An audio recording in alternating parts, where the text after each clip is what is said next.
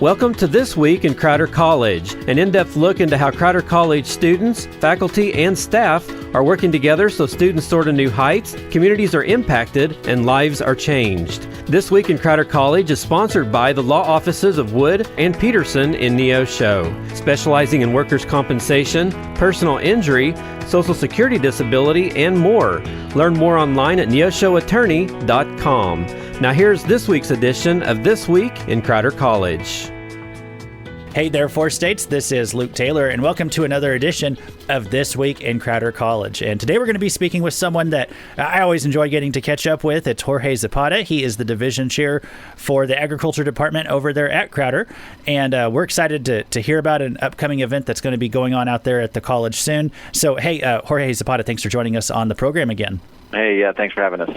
Yeah, so Aggie Day is going to be coming up. We're excited about Aggie Day. Yeah, tell us all about it. You bet. It's closing in on us, man. We are 54 years strong of having this community project going on for our area high schools where we host them and have a practice contest before their districts. We'll have 16 different events going on in all areas of campus. We'll have over 2,000 kids here. And it's a day. I tell you what, it's the Ag Division hosts it, but it's the entire college that is laid out for them. So we're really happy to have all these kids here.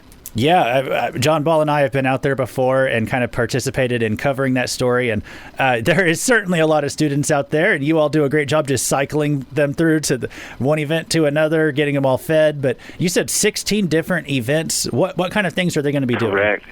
Oh man, I tell you what, it's a testament to the staff and to the volunteers, because it takes over 60 volunteers to make this work.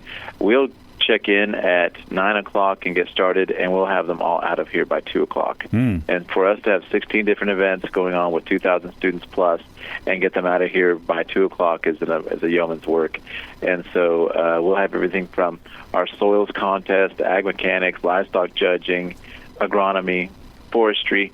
We'll have all kinds of contests where students are applying what they've learned in their career development areas, their CDEs, and so it's a really great testament to what our ag teachers are doing, because they're out there not only just teaching the academics behind it and the study and the research, but then how to actually apply it in different areas of agriculture.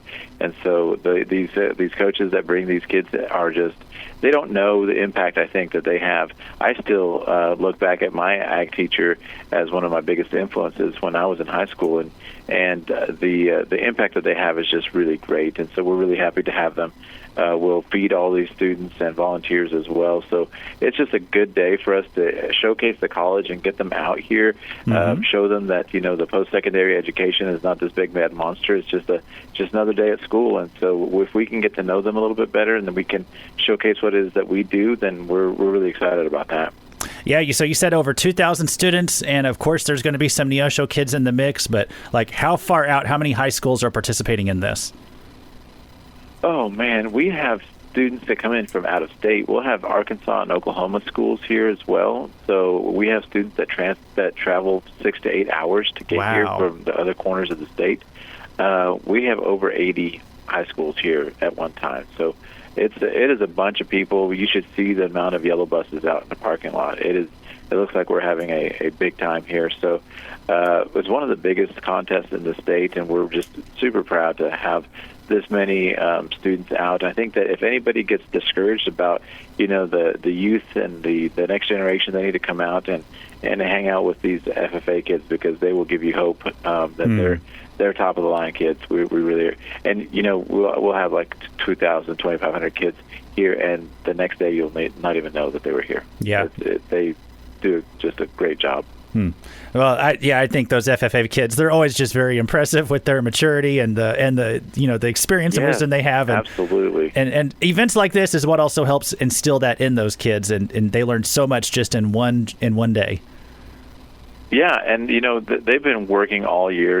In January they start working on their career development areas, and so whether they're judging horses or judging livestock or evaluating soil pits, they start working on those skills that they may not be judging horses in their career, but what they're doing is they're using that critical thinking and that being able to explain why they placed a class in their certain order and explain that to people. they'll be using that throughout their lives and making definitely critical thinking judgments and being able to explain why they do what they do.